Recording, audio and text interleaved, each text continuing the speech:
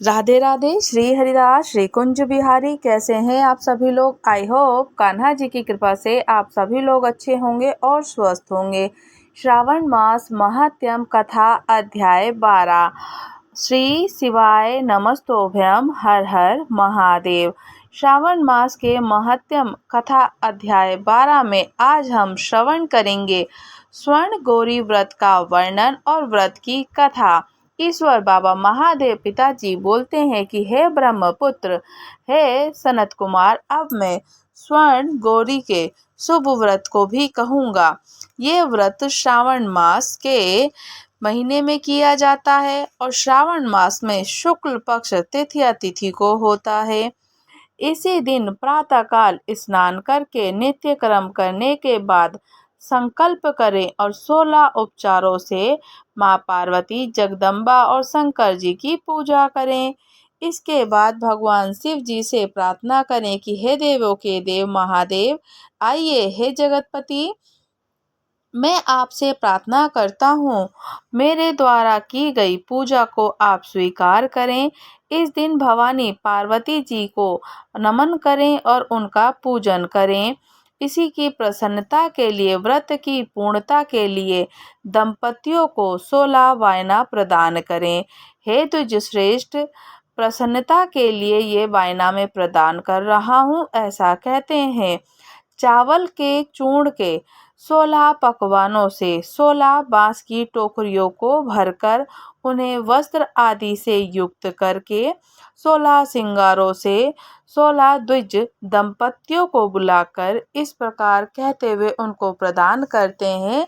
व्रत की संपूर्णता के लिए मैं ब्राह्मणों को ये प्रदान कर रहा हूँ। मेरे कार्य की समृद्धि के लिए सुंदर अलंकारों से विभूषित, पतिव्रत्या से सुशोभित, शोभामयी सुहागिन स्त्रियां इन्हें ग्रहण करें। इसी प्रकार से 16 वर्ष अथवा 8 वर्ष या फिर 4 वर्ष या 1 वर्ष तक इस व्रत को करें और शीघ्र ही इसका उद्यापन कर देना चाहिए। पूजा के अंतर्गत कथा का श्रवण करके अथवा वाच के कथा को विधि विधान से पूजा करनी चाहिए। तब सनत कुमार जी बोलते हैं कि हे प्रभु, इस व्रत को सर्वप्रथम किसने किया था, इसका महात्म्य कैसा है और इसका उद्यापन किस प्रकार से करना चाहिए, आप सब मुझे बताइए। तब बाबा महादेव पिताजी बोलते हैं कि हे सनत कुमार, आपने उत्तम बात पूछी है। अब मैं आपके समक्ष मनुष्यों की सभी संपदाएं प्रदान करने वाली स्वर्ण गौरी नामक व्रत का वर्णन करता हूँ। पूर्व काल में सरस्वती नदी जी के तट पर सुविला नाम की एक विशाल पुरी थी और उस नगरी में कुबेर के समान चंद्रप्रभ नाम का एक राजा था। उस राजा ने रूप लावण्य से संपन्न, सौंदर्य और मंद मुस्कान से युक्त, कमल के समान नेत्र वाली महादेवी का और विशाला का नाम के 2 भार्याएं थी। महादेवी और विशाला नाम की उसकी 2 पत्नियां थीं। उन दोनों ने ज्येष्ठ महादेवी नामक भार्या राजा को अधिक प्रिय थी। वो महादेवी को अत्यंत प्रेम किया करता था। आखेट करने में आसक्त मन वाले राजा किसी समय वन में गए और सिंहों, सुरदल, सुकरों, अन्य भैंसों अथवा हाथियों को मारकर प्यास से आकुल होकर उस घोर वन में इधर उधर भ्रमण करते रहे। तब राजा ने उस वन में चकवा और चकवी बत्तकों से युक्त भ्रमरों से पीकों में संवनित, विकसित मल्लिका, चमेली, कुमुद अथवा कमल से सुशोभित अप्सराओं को एक सुंदर सरोवर में देखा। उस सरोवर के तट पर आकर उसका जल पीकर राजा ने भक्ति पूर्वक गौरी का पूजन किया और गौरी का पूजन करती हुई अप्सराओं को देखा। तब कमल के समान नेत्र वाले राजा ने उनसे पूछा कि आप लोग ये क्या कर रही हैं? इस पर उन सब ने कहा कि हम लोग स्वर्ण गौरी नामक उत्तम व्रत कर रही हैं। ये व्रत मनुष्य को सभी संपदाएं प्रदान करने वाला है। हे नरश्रेष्ठ राजा, आप भी इस व्रत को कीजिए। तब राजा बोलता है कि इसका विधान कैसा है और इसका फल क्या है, मुझे ये सब कुछ विस्तार से बताइए। तब वह सारी स्त्रियां कहने लगी, अप्सराएं कहने लगी कि हे राजन, ये स्वर्ण गौरी नामक श्रावण मास का व्रत है और शुक्ल पक्ष की तृतीया तिथि को रखा जाता है। इस व्रत में भक्ति पूर्वक अत्यंत प्रसन्नता के साथ माँ पार्वती, जगदम्बा और शिव जी की पूजा करनी चाहिए। पुरुषों को 16 तारों वाला एक डोरा दाहिने हाथ में बांधना चाहिए। स्त्रियों के लिए बाएं हाथ में या गले में इस डोरे को बांधना चाहिए। ये सब सुनने के बाद संयत चित्त वाले राजा ने भी उस व्रत को संपन्न करके 16 धागों से युक्त डोरे को अपने दाहिने हाथ में बांध लिया। उन्होंने कहा कि हे देव देवेश्वरी, मैं इस डोरे को बांधता हूँ, आप मेरे ऊपर प्रसन्न हो जाइए और मेरा कल्याण कीजिए। इस प्रकार देवी के व्रत करके वे अपने घर आ गए। राजा के हाथ में डोरा देखकर ज्येष्ठ रानी महादेवी ने पूछा और सारी बात सुनकर वह राजा के ऊपर अत्यंत कुपित हो उठी। तो राजा ने कहा कि ऐसा मत करो, ऐसा मत करो। लेकिन रानी ने उस डोरे को तोड़कर बाहर सूखे हुए पेड़ के ऊपर फेंक दिया। उस डोरे के स्पर्श मात्र से वह वृक्ष पल्लवों से युक्त हो गया था। उसके बाद उसे देखकर दूसरी रानी भी आश्चर्यचकित हो उठी और उस वृक्ष पर स्थित टूटे हुए डोरे को लेकर अपने बाएं हाथ में बांध लिया। अब उसी समय से उसके व्रत के महात्म्य से वह रानी राजा के लिए अत्यंत प्रिय हो गई थी। वह रानी ज्येष्ठ रानी के व्रत के उपचार के कारण राजा से त्यक्त होकर दुखित हो वन में चली गई बड़ी वाली।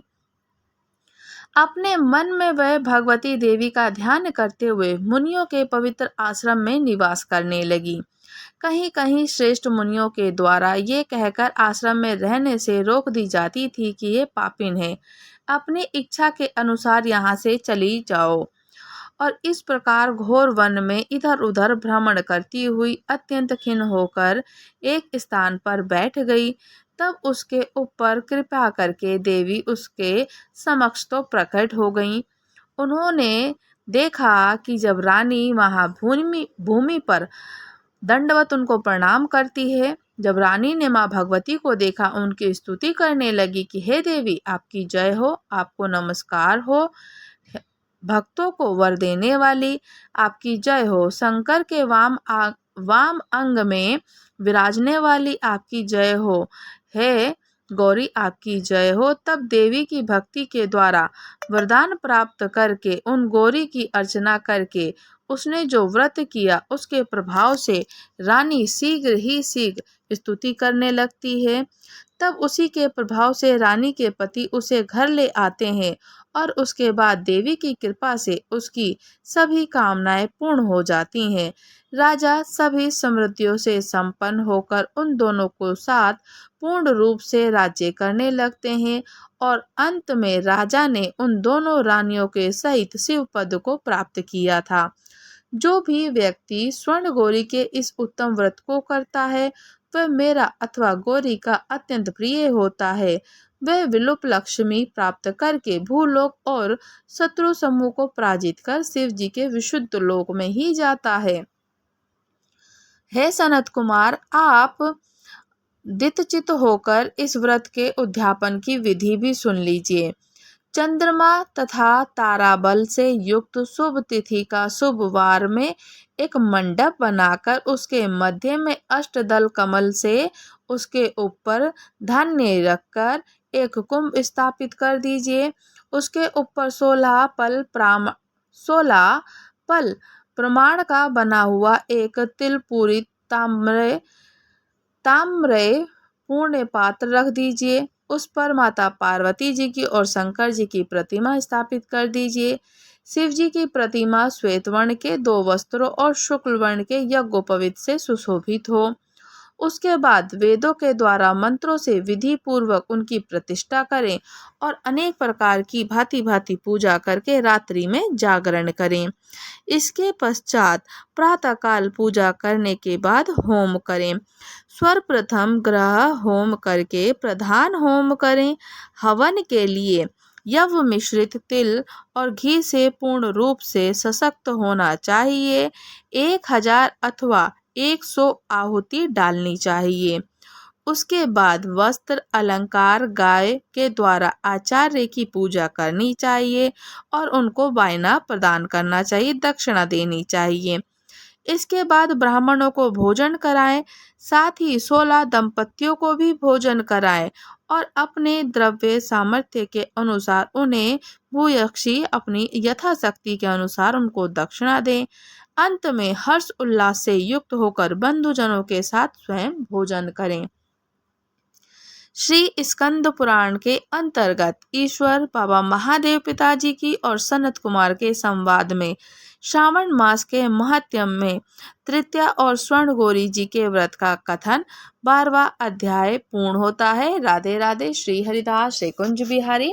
अगर आप लोग हमारे चैनल पर नए हैं तो चैनल को लाइक शेयर सब्सक्राइब करना बिल्कुल ना भूलें और मुझे कमेंट्स करके ज़रूर बताइएगा क्या आप लोग भी जो ये सारे व्रत की कथा मैं बता रही हूँ, क्या आप में से कोई भी व्यक्ति या कोई भी स्त्री इन व्रतों को करते हैं। राधे राधे। श्री हरिदास श्री कुंज बिहारी।